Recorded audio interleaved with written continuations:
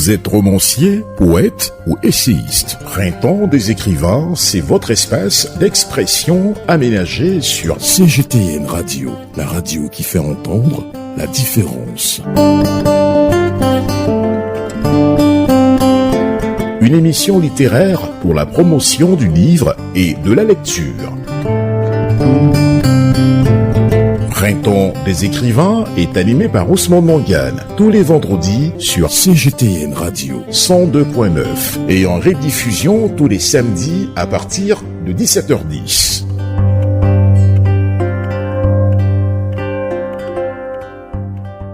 Printemps des écrivains sur CGTN Radio 102.9.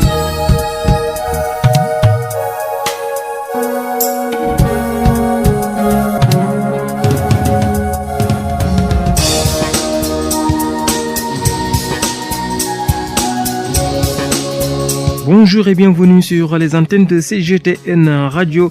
C'est votre émission Le Printemps des écrivains. Notre invité de la semaine est Samba Cissé, enseignant et auteur du recueil de poèmes intitulé Coups et caresses.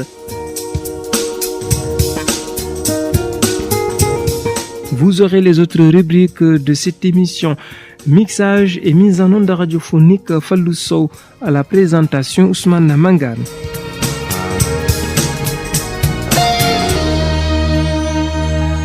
Printemps des écrivains sur CGTN Radio, la radio qui fait entendre la différence. 102.9. Notre invité du jour est Samba Cissé. Il est enseignant à l'école de Yati-On dans la zone de Boulal. Il est auteur de Coups et caresses, un recueil de poèmes. Monsieur Cissé, vous êtes en ligne. Bonjour et bienvenue. Bonjour, monsieur Mangane. C'est un plaisir pour nous de vous recevoir dans cette émission Le Printemps des écrivains. Vous êtes auteur du recueil de poèmes Coups et caresses. Alors, est-ce que vous pouvez revenir un peu sur ce titre, quand même, qui comprend en quelque sorte, si ce n'est pas de la poésie, une contradiction? Merci beaucoup, monsieur Mangane, de m'avoir reçu cette émission qui est Le Printemps des écrivains. Donc, pour répondre à votre question, je dirais que Coups et caresses, donc c'est un titre que j'ai choisi, mais difficilement, parce que le premier titre que j'avais donné à ce recueil de poèmes, c'était les chants d'un ivrogne, mais c'est avec la collaboration avec mon l'éditeur de la maison d'édition Al-Farouk, donc Moussa Farandiaï.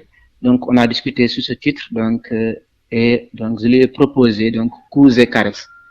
Et quand on parle de coups, on fait allusion donc à tout ce qui est heurtant, à tout ce qui heurte, à tout ce qui blesse, à tout ce qui est donc révolte, à tout ce qui est donc dénonciation, etc. Vous-même, le sens ou l'importance de ces poèmes-là qui parlent de tout ce qui est donc révolte. Il y a des poèmes, par exemple, un poème que j'ai titré Plainte, qui en réalité donc dénonce la situation des poètes qui écrivent de la poésie, qui font de la poésie de manière tellement avilissante. Donc, je m'adressais à ces poètes-là pour leur faire donc savoir que la poésie ce n'est pas quelque chose qui est facile. Ce n'est pas quelque chose qu'on doit avilir, c'est une chose donc à qui on doit accorder beaucoup d'importance. Et quand on parle de coups, toujours, on parle aussi de la situation politique de notre pays, par exemple. Il y a aussi les paramètres sociaux, etc. On doit donc parler en tant que poète dénoncer. Donc, il y a ces poèmes-là qui, en réalité, donc font donc allusion à tout ce qui est révolte. Mais aussi, il y a de ces poèmes-là qui sont tristes. Parce que quand on parle donc de coups, on fait allusion à la tristesse. D'où même, vous allez voir donc dans ce livre-là qu'il y a beaucoup de poèmes qui en réalité inspirent de la tristesse, etc. Quand on parle de caresses, là, on fait allusion à tout ce qui est doux, à tout ce qui est agréable, à tout ce qui est beau, à tout ce qui est amour. Et vous verrez dans ce recueil de poèmes-là qu'il y a beaucoup de poèmes qui en réalité donc parlent d'amour, parlent de tendresse, etc. Et c'est avec donc l'association de ces deux thématiques-là que j'ai donc choisi Coups et caresses. Et vous allez voir que tout au long, n'est-ce pas, de ce recueil de poèmes-là, vous allez voir qu'on ne parle que de coups et de caresses. Samba Cissé, vous êtes slameur hors pair selon le préfacier Mourseille. Évidemment. Oui, je suis slameur Et quand je suis slameur, ça, je le dois à donc mon préfacier, Moursey. Et même, il le dit dans la préface que, voilà, j'ai donc eu l'occasion, n'est-ce pas, de surveiller ce gosse-là, Samba Cissé. Et je me rappelle quand j'avais donc mon BFM et quand j'étais donc là-bas à Matam, au lycée de Nguidilone, je partageais la même maison avec Moursey. Et étant fraîchement venu, je ne savais pas qu'est-ce qu'était donc la poésie, l'islam. Mais c'est grâce, n'est-ce pas, à cette cohabitation-là que j'ai donc eu le privilège de partager beaucoup de choses avec lui. Donc, il m'a donc enseigné, il m'a fait découvrir le monde poétique, l'islam, comment déclamer, comment écrire des poèmes, comment donc élever la voix, comment faire des déclamations poétiques, etc., etc. Donc, c'est grâce à lui que je suis devenu poète, slameur. De sa raison pour laquelle donc je l'ai choisi comme préfacier de mon premier livre. Alors, vous avez cohabité à Matam. À quel moment de la journée aviez-vous l'occasion de discuter, de débattre, de parler de poésie? Vous savez, nous, quand on allait donc à l'école, la plupart du temps, donc, on descendait vers 14 heures en réalité. Plus généralement, on descendait à 14 heures. Maintenant, le soir, donc, on est libre, presque, on ne faisait rien. Donc, on était donc dehors, donc, en train de faire du thé, de discuter. D'ailleurs, même, on avait donc l'habitude de faire des émissions, surtout la nuit. Je me rappelle les mardis. Il y avait une émission dans la maison que moi j'avais intitulée, j'avais donc, c'est-à-dire une émission qui s'appelait Le Grand Débat. C'est moi qui animais donc le Grand Débat. Donc, la plupart du temps, j'ai évité Moursey. Donc, et c'est grâce à cette émission-là que donc j'ai eu donc l'habitude et l'aptitude donc de parler français couramment. Et j'étais comme un journaliste, comme un monsieur Mangan, et je donc posais donc des questions auxquelles donc monsieur Moursey répondait. Maintenant, par cette même occasion aussi, on avait l'habitude donc de discuter beaucoup sur le procédé Senghor, sur Aimé Césaire, Victor Hugo, d'autres poètes, donc d'autres écrivains, et il me faisait donc découvrir donc cette beauté, donc le monde poétique en réalité. Maintenant, c'était presque tous les soirs. Il n'y avait pas d'exception, donc on faisait des débats, on partageait, on faisait de la poésie et de l'islam. C'était un exercice pour vous, mais est-ce qu'il y avait aussi une certaine assistance, ou est-ce qu'il y avait une assistance en quelque sorte, ou un public qui était là, qui pouvait aussi agir, interagir? Dans la maison, vous savez, il y avait d'autres professeurs, des professeurs de lettres, des professeurs donc français, d'histoire géo, des professeurs donc mathématiques, etc. Maintenant, eux aussi, ils participaient plus ou moins donc à cette émission-là.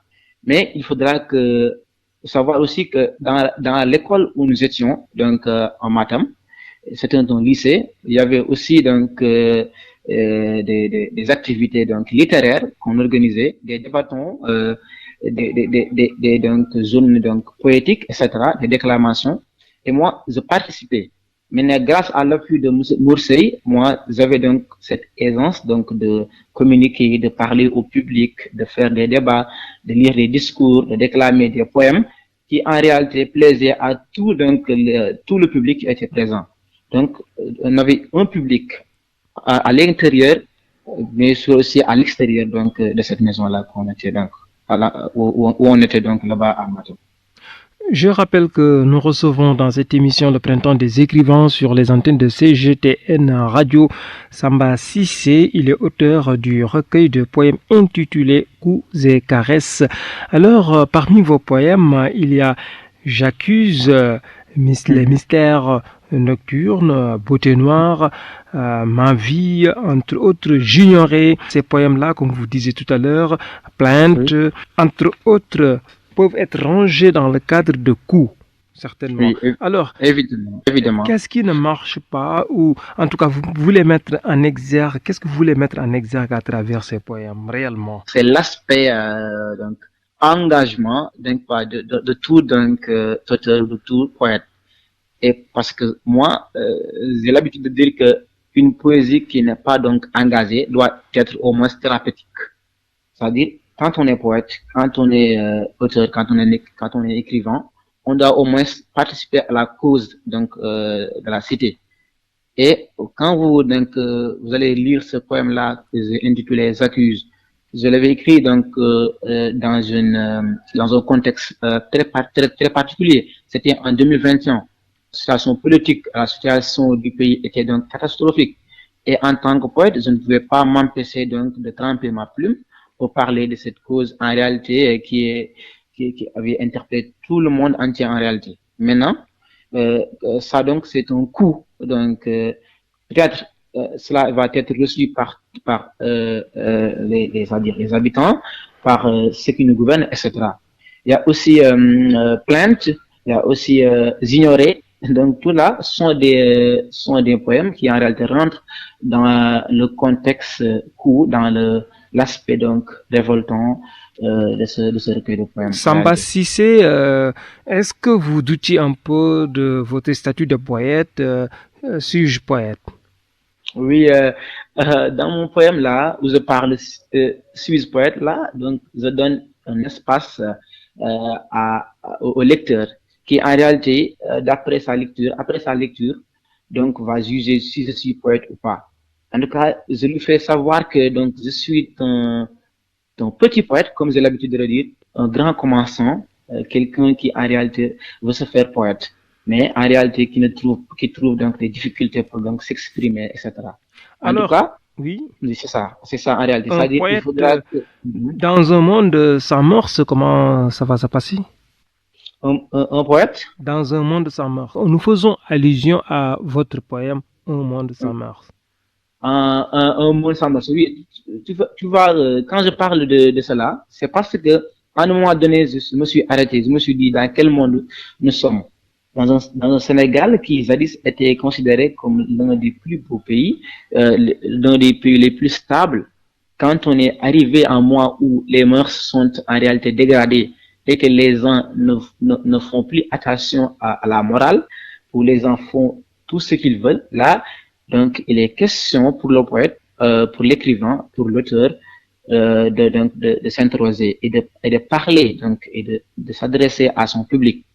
Je pense que dans ce poème-là, je dis que du regard, j'ai suivi les âmes, tombé dans un état qui me ronge. Donc, parce que je ne sais pas en réalité vers quelle destination nous allons donc partir.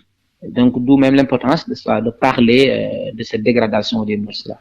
Alors, vous parlez beaucoup d'amour dans également ce recueil de poèmes, Ma Évidemment. Rose, Éloge à ma muse, entre autres, Ma vie, bon, tout ça, vous chantez. Alors, vous faites honneur à qui?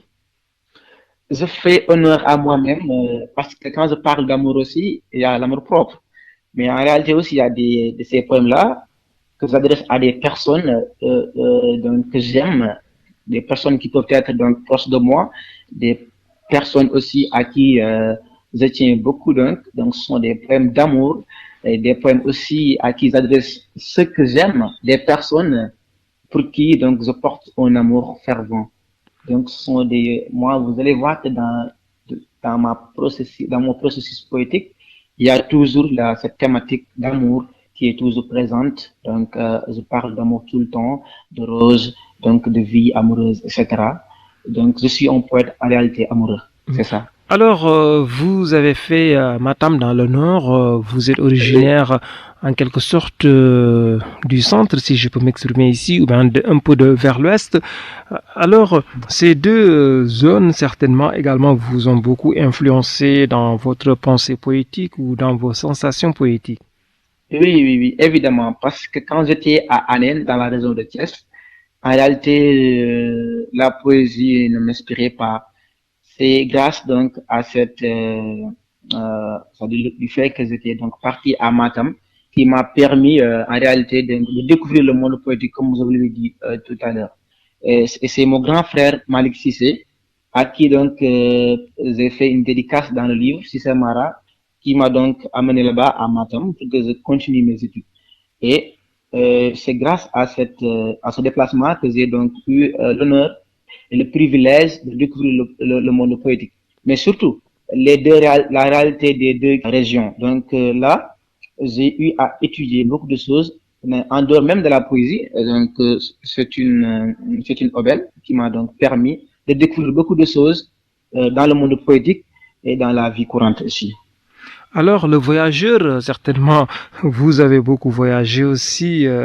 Est-ce que vous faites hommage, honneur à vos différents parcours?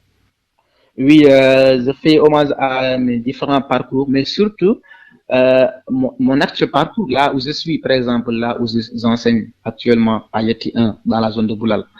Et une nuit, donc, je me suis dit que pourquoi ne pas donc rendre hommage à tous ces voyageurs qui en réalité souffrent donc en dehors de leur toit, comme je l'ai dit. Parce que le voyageur a tendance à rencontrer beaucoup de problèmes, à souffrir, etc. Et moi, comme un miroir, donc, je me suis projeté pour donc parler de cet aspect, la souffrance, de cet aspect mélancolique pour tout voyageur qui a donc quitté ses parents pour donc en réalité trouver de quoi donc à donner donc à sa famille, à ses enfants, à ses frères, etc. Et ça, c'est la nostalgie qui parle en quelque sorte. Oui, oui, c'est la nostalgie. Parce que quand on parle de voyage aussi, on parle de nostalgie. On est appelé donc à rester des mois et des mois sans voir sa famille, sans voir ses parents, sans voir donc ses amis, ses propres amis. En tout cas, c'est une épreuve vraiment très difficile, mais en réalité, c'est toujours plaisant de servir donc son peuple. Je rappelle que nous recevons dans cette émission le Printemps des écrivains sur CGTN Radio Samba Sissé, auteur du recueil de poèmes intitulé Coups et caresses. Alors Samba, avant de terminer cette partie consacrée donc à votre ouvrage, alors vous allez nous dire un peu votre conception personnelle de la littérature, plus particulièrement de la poésie. Ma conception de la poésie donc a toujours été la même. Moi, en tant que poète, en tant que petit poète, donc je pense que la poésie c'est quelque chose qui se partage. Et la fois passée, je parlais à un ami qui disait qu'il voulait être poète. Je lui avais dit que donc la poésie c'est quelque chose qui est universel. On a tendance à dire que on ne devient pas poète, on est poète. Et moi, je ne suis pas d'accord. Tout le monde peut faire de la poésie. La poésie est quelque chose qui est donné à tout le monde. Il suffit seulement de développer les capacités et donc les conditions qui vont te permettre donc de devenir poète. C'est juste ça. Donc, je pense que la littérature et la poésie sont des choses qui sont indispensables donc à la vie de toute personne. Moi, c'est ce que je considère, c'est ce que je dis tout le temps. La poésie est quelque chose qui ne peut pas être donc qui est inévitable en fait, parce que tout ce que l'on parle, quand on parle, on fait de la poésie. Quand on dort, on fait de la poésie.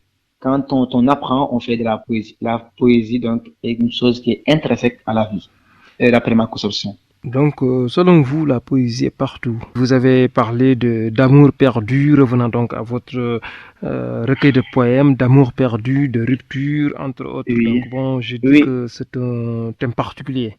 Oui, c'est un thème particulier qui est toujours présent aussi dans mes écrits. Quand je parle de rupture, quand je parle d'amour perdu, quand je parle de l'adieu, donc ce sont des poèmes qui en réalité parlent de la séparation et des thématiques qui en réalité donc fait allusion à tout ce qui est donc rupture entre deux personnes qui en réalité s'aiment, des personnes qui en réalité ont des sensations réciproques. Et parce que moi, je vis souvent donc ces genres de choses. C'est pas quelque chose que je vis personnellement, mais je peux donc me référer à une situation qu'un ami a vécue et maintenant je me considère comme cet ami-là pour être sa porte-parole en fait, son porte-parole. Désolé. Donc je parle donc à son nom donc pour donc exalter ses sensations et c'est un thème qui est toujours présent dans mes écrits en fait. Merci Samba Sissé, c'est fini pour cette première partie de cette émission Le Printemps des écrivains sur CGTN Radio. Restez avec nous pour la seconde partie. Merci beaucoup.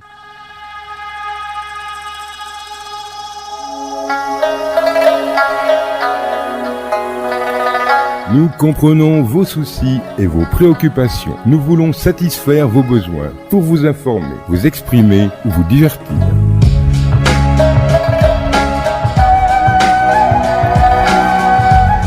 Nous sommes CGTN Radio, la radio qui fait entendre la différence. Contactez-nous au 33 825 03 98 CGTN Radio, Sénégal.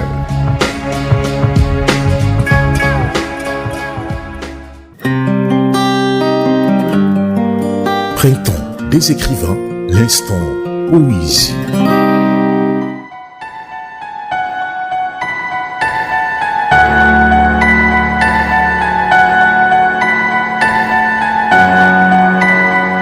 C'est la deuxième partie de cette émission, c'est l'instant poésie sur les ondes de CGTN Radio.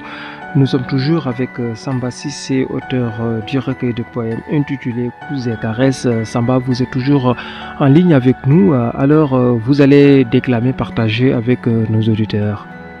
Je vais déclamer donc un poème qui s'intitule Amour de ta saveur zéphyrin. Amour. Amour de ta saveur zéphyrin, laisse-moi errer dans ton boudoir tel un poupon au corps orphelin, pour que mon cœur regagne espoir. Mon monde baigne dans la pénombre, au vaciller d'obscurité où mélancolie est un île d'ombre, dans lequel se noie toute ma gaieté. Mes mains, en manque de volupté, se masturbent avec les souvenirs du temps où le cœur était satisfait par le glamour de mes écritures. Amour, sans toi, le poète est fou, il cherche, creuse sans mouvoir, obsédé par un grand coup, car il griffonne sans émouvoir. Samba Cissé, le poète. Oui, vous voulez partager avec nos auditeurs un autre poème ou bien? Oui, évidemment. Je vous écoute. Élose à ma muse. Élose à ma muse. Ma muse est souvent cette femme qui, quand elle passe de voile, l'immensité de son charme fameux n'esprit aux ailes étoiles. Elle l'enivre puis l'inspire, lui consacrant des mots tiaves, le plonge dans une profonde lyre et aux âmes sagaces l'élève. Elle est quelquefois masculine, aussi solide tel un chancelier pour la vie dégoûtante criée d'une âme frêle ou féminine. Elle est parfois ce mec idéal qui courtise les plus belles fées et qui s'affiche comme un rival quand il faut concurrencer. Elle est sans doute le stimulus de mon talent inné dans l'âme, de mon zénith jadis méconnu, qui étouffait la phobie du blâme. Pouvoir magique de porter, elle en est là, divulgatrice, au temps béni, moment prépice, moins propice pour tout le monde de moi douter. Enfin, elle est trop cruelle, folle, refuse quand je l'appelle, dans la solitude où je la réclame, pour qu'elle m'apporte aux douces âmes. Samba Cissé, le poète. Merci beaucoup Samba Cissé, le poète, auteur du recueil de poèmes intitulé Coups et caresses. Merci beaucoup. Merci beaucoup, Monsieur Mangane, de m'avoir reçu. En tout cas, ce fut un réel plaisir donc de partager cette émission avec vous. Et j'espère qu'aussi que tous mes lecteurs donc vont acheter ce livre et vont se délecter de cette création poétique. Merci. Merci, plaisir partagé. Merci de nous rester fidèles sur les antennes de CGTN Radio dans votre émission Le Printemps des écrivains. Merci beaucoup, Monsieur Mangane.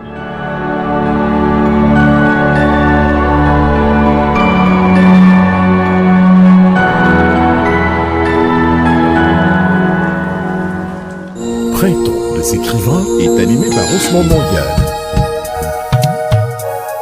C'est fini pour ce numéro de Printemps des écrivains sur les antennes de CGTN Radio. Mixage et mise en onde radiophonique, Fallou Sow à la présentation, Ousmane Mangane.